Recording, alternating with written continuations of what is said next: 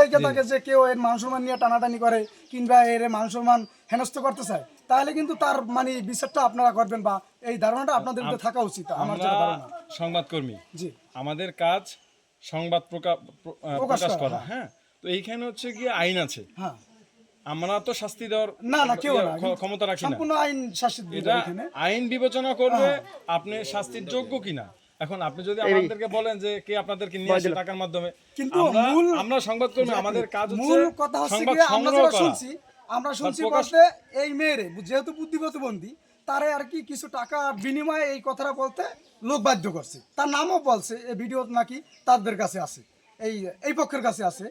তো এক মিনিট, তো তারা যে এই ভিডিওটা করতে বাধ্য করছে তাদের নাম সহকারে আমাদের ভিডিও উল্লেখ আছে ওইখানে। যে ভিডিওটা করছে প্রথম ভিডিওটাই বলছে যে ভাইয়ের নাম, ভাই আমার বলছে যে ভাই আমার এইটা করছে, কিন্তু ওই যে ভাই এইটা করছে এইটা হইলে মূল বলার উদ্দেশ্য তাকে টাকা দিয়া ওইটা রাজি করাইছে তাকে বলতে, সে এইটা বলছে। দ্বিতীয়বারে সে বক্তব্য দিছে, ভিডিওতে বক্তব্য দিছে যে আমারে উমুকে এই টাকার বিনিময়ে এইটা বলতে বলছে, আমি বলছি।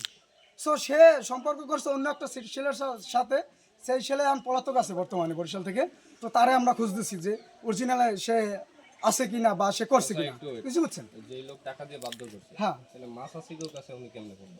ওনারও কি টাকা দিয়ে বাধ্য করছে? মাসাসিরা এর সাথে জড়িত থাকতে পারে হয়তো, বুঝেন না?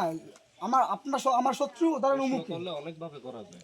সেই লোকের নামটা কি, মানে যে বলাইছে টাকা দিয়ে? ওই ভিডিওটা না পাওয়া পর্যন্ত তাতে ওই ভিডিওটা আমি এখন পর্যন্ত দেখি নাই। আপনি তো বলেন আপনার কাছে আছে ভিডিও আছে তাদের কাছে, আমি শুনছি আর কি যে তাদের কাছে ভিডিও বা আপনি শুনছেন, আমি দেখেন নাই? আমিও শুনছি। এবার কিন্তু তারাও শুনছে যে এইটা হয়েছে, কিন্তু তারা যদি কোনো ভিডিও কিংবা কোনো প্রমাণ আপনাদের কাছে দিয়ে থাকে তাহলে এইটা মনে করেন যে ওইটার বিনিময় হয়েছে, এইটা আমি বলতে পারবো। আচ্ছা, আপনি আমি দুটোটা ভিডিওর একটা ভিডিও দেখি না এখন পর্যন্ত। জি, আপনি মেয়ের কি হন? আমি মেয়ের ফুফাতো ভাই সম্পর্কে হই, মানে প্রতিবেশী বলতে এই। আচ্ছা, এই যে মেয়ে অন্তঃসত্ত্বা আজকে 6 মাস হয়ে গেছে, এই 6 মাসের মধ্যে আপনারা কি না, এই 6 মাসে আমরা কেউ জানার আপনারা পুরুষ আপনারা নাই জানতে পারেন, আপনি- ঘরে তো আলাদা মহিলা আছে, জি। তারা কি এই বিষয়ে অবগত ছিল না? সে আমি তো বললাম প্রথমে একটা কথা বলছি, সে কিন্তু বুদ্ধি প্রতিবন্ধী ছিল। 3 মাস সে 4 বুদ্ধি মাস হয়, সে প্রতিবন্ধী তো থাকার তখন কারণে বোঝার বিষয় মূলত এই বিষয়টা সে রাখছে, ঢাইকে রাখছে, বুঝতে বুঝছেন? এই প্রেগন্যান্সির ব্যাপারটা ভাই ঢাইকা রাখার মতন না, ওইটা মা চাচিটা সবাই দেখলেই বোঝে। এটা তো এমনিতেই বোঝা যায় ভাই। দেখার কারণেই তো আপনার এটা হয়েছে। আজকে 3 দিন বা 1 সপ্তাহের বিষয় না, এরকম 6 মাস হতে বিষয়টা। এখন মূলত হইলে আপনারা মূল বক্তব্য নেন ওই ভিকটিমের কাছ থেকে, যে ভিকটিমের সাথে অন্যায় হয়েছে তার বক্তব্য আপনারা নেন, এইটি প্রচার করেন, সত্য প্রচার করেন। এই বিষয়টা তো সবাই দেবে। এখানে যারা আছে তাদের সবাই দেবে, আপনারা সত্য প্রচার করবেন, যেটা হয়েছে ওইটা প্রচার করবেন। এই বিষয়টা তো কেউ না কেউ তো হয়েছে না, নাহলে তারা উড়িয়ে আসে নাই। না অবশ্যই হয়েছে, তার সাথে অন্যায় হয়েছে, কিন্তু সে করছে এইটাই। আপনারা কি কিন্তু চান যে এখন? অন্যায় করছে- এলাকাবাসী কি চান আপনারা?